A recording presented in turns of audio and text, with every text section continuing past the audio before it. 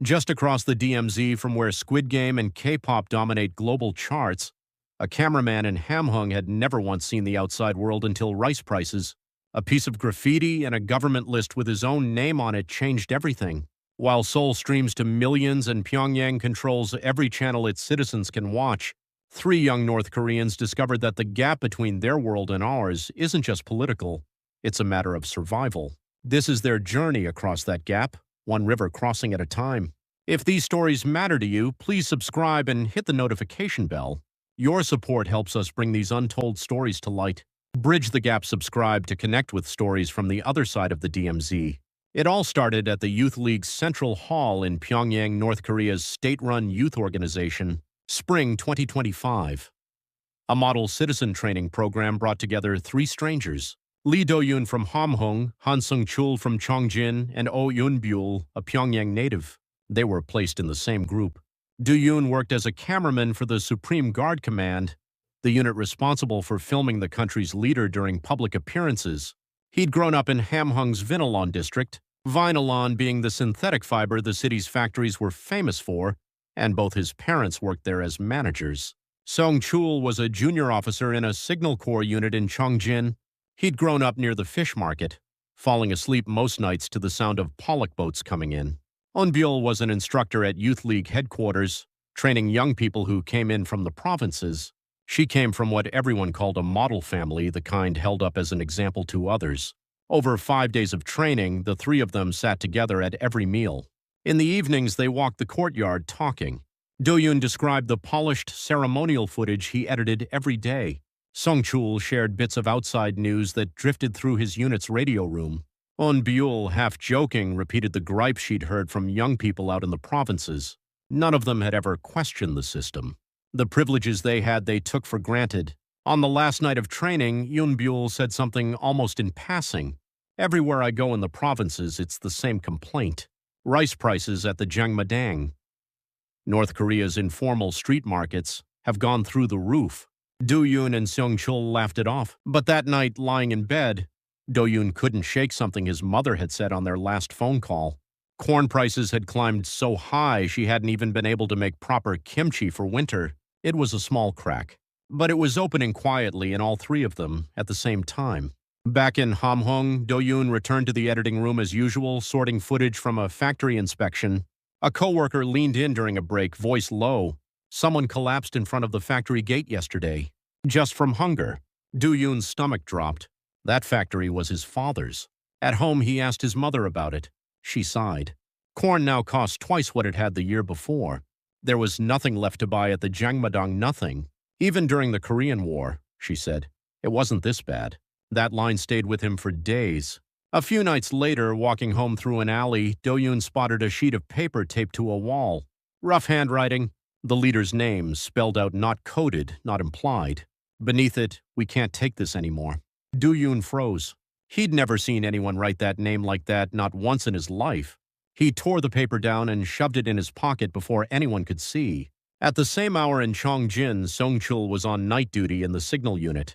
A radio report crackled through a wall poster found in District 3, handwriting matching others already on file.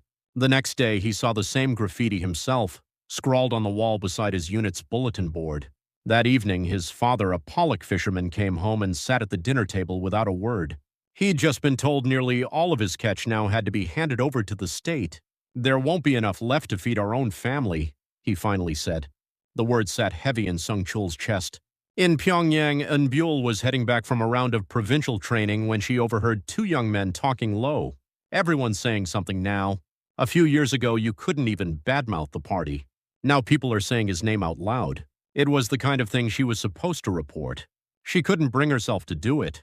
That night, back near the Central Hall, she saw the same handwriting on a wall, identical to what Do-yoon and Sung-chul had seen in cities hundreds of miles apart.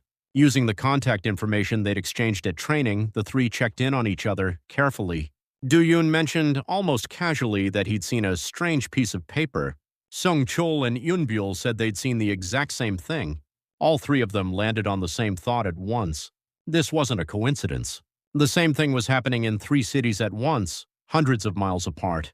Do-yoon kept the paper hidden in the back of a drawer. Every night he pulled it out and stared at it. Who had written this?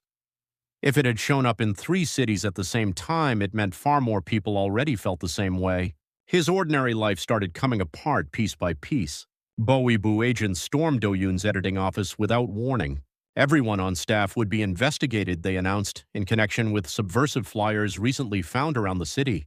The whole room went silent. By that afternoon, the co-worker who'd talked with Do-yoon about the graffiti was gone. The official word was that he'd been sent on a business trip. Nobody believed it. At home, Do-yoon found his mother stirring a thin pot of corn gruel. They'd run out of even cornmeal days.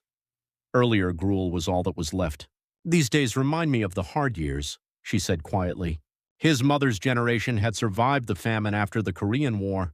If even she was saying this, that alone told him how bad things had gotten. In Chongjin, Seong-chul's unit went on emergency lockdown. Every locker, every communication log searched. He thought of the graffiti paper buried deep in his notebook, and his hands started shaking. He managed to flush it down a toilet just before the inspection, but afterward he could barely stand still.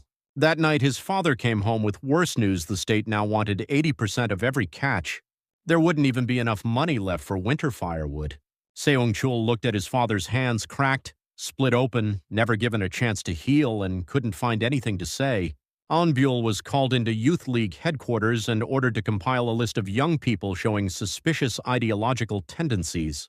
She agonized over it for days, finally turning in a list with names written deliberately vague. That night, she didn't sleep. The next morning, her neighbor, usually gruff, never one for small talk, stopped by quietly. "Things at the hall aren't right these days. Be careful, Comrade Eunbyul." Coming from that particular neighbor, it meant more than she expected. Even ordinary check-ins became too risky. The 3 of them fell back on short, coded lines just to confirm the others were still safe. That night, staring out his window, Do-yoon added it all up. The hunger, the surveillance, the colleagues who kept disappearing. It was closing in from every direction at once. For the first time, the thought came to him clearly. With no room for doubt, he couldn't keep living like this. Nearly a month into the Bowibu's crackdown, Do-yoon was told to compile background files for a list of people marked for re-education. He assumed it was routine paperwork until he opened the file. At the bottom of the list was his own name. Beside it, with addresses in Chongjin and Pyongyang, Han Seong-chul, Eunbyul. The summons date was 1 month out.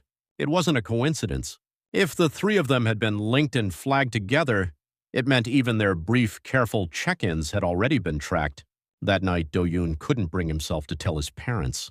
His father had spent his whole life at the factory, never once doubting the party. His mother just wanted her son safe. For the first time, Do-yoon really understood what it meant to want, above everything else, for your children to survive. The next day, Do-yoon risked sending a text. "We're all on the same list. They're calling us in within a month." Seong-chul wrote back almost immediately, "Understood. Let's find a way." Eunbyul's reply came hours later. "I can't ask you to look after my family. Let's go together." That settled it. The 3 of them would leave together. Preparations moved slowly, carefully. Seong-chul drew on what he'd learned in the Signal Corps to map out guard rotations and patrol patterns along the Tumen River. Eunbyul used her travel privileges as a youth league instructor to make contact with a broker working the border region. Do-yoon quietly set aside whatever travel funds he could. In his final days, Do-yoon took the long way home from work, walking past the factory road and the riverbank where he used to play as a child. At his last dinner, his mother had laid out more side dishes than usual. "Sorry I haven't been able to take better care of you lately," she said. Do-yoon's throat closed up. He couldn't answer. Seong-chul spent a long moment looking at the old fishing boat his father had sailed his whole life. Before dawn, while her parents slept, Eunbyul walked slowly through the house, taking it all in. The night before they left, one last message passed between them: "Tomorrow, at the Tumen." At dawn, Do-yoon left home as if heading to work, lunchbox in hand, same as every morning. He didn't dare look back. Around the same time, Seong-chul requested leave from his unit and slipped out of Chongjin. Eunbyul left Pyongyang under the cover of an official trip. 3 different routes, 3 different departure times. One destination, the Tumen River. As darkness fell, the 3 reunited in the woods near the agreed crossing point. "We made it," Do-yoon whispered, his voice unsteady. Seong-chul checked his watch. 1 hour until the guard change. 3:30's our best window, that's when security's thinnest. They crouched in the brush, waiting. A dog barked somewhere in the distance, and all three of them froze. If we get caught, Yunbyul started. Sung-chul cut her off. Don't say that. We're crossing this river.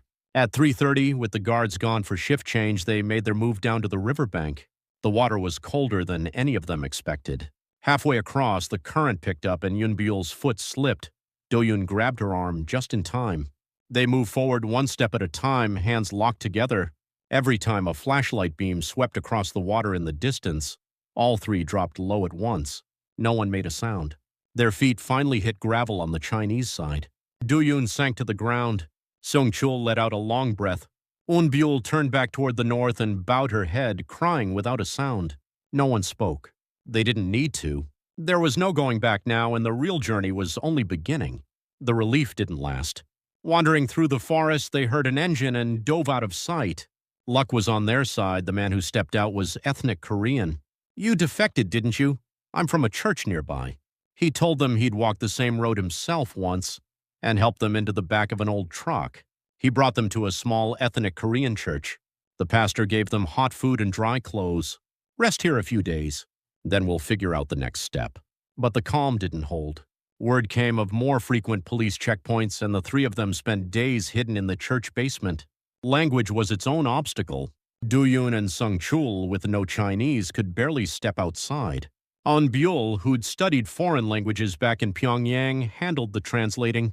They picked up odd jobs at restaurants and farms to cover expenses, but working under fake identities meant they were never fully at ease. One afternoon, working in a field, they spotted a police patrol car, entering the village, and threw themselves into the rows of corn, holding their breath until it passed.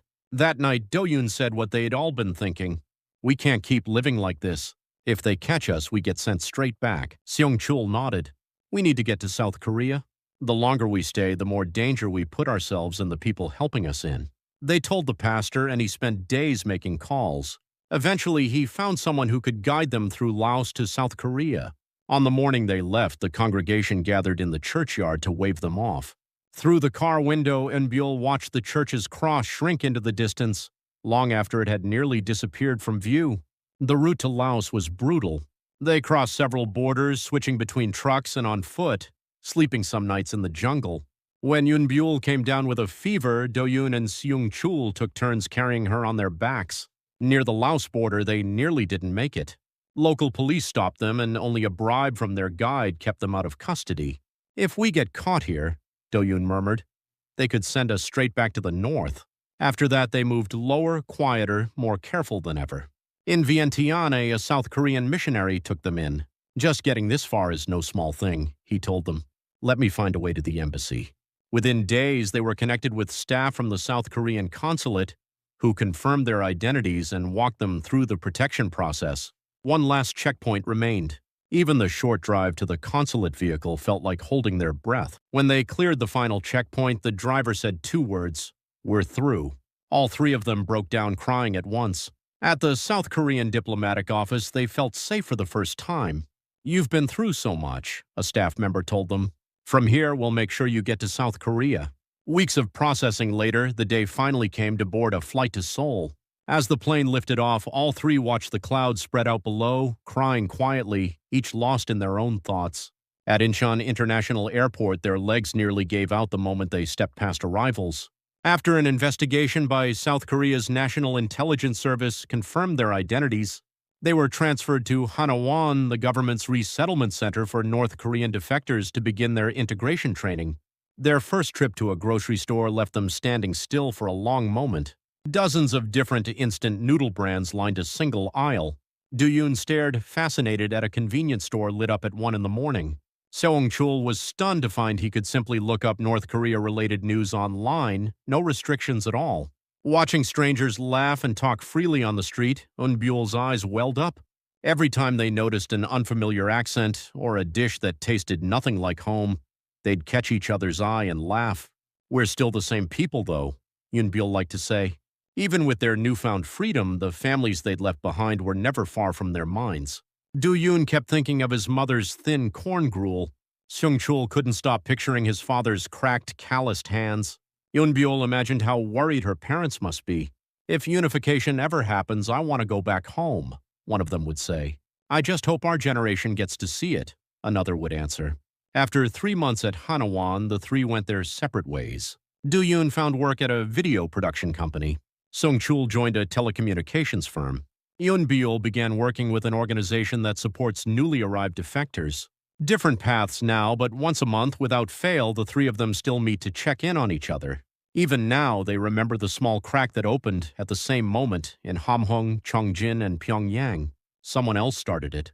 They simply followed where it led all the way here. And every day they hope that crack keeps growing. That one day it reaches all the way back home to the families they left behind. If you made it to the end of this story, drop a comment and let us know.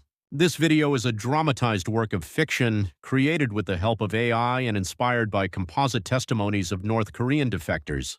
All characters, places, and events are fictional and not based on real individuals or actual incidents.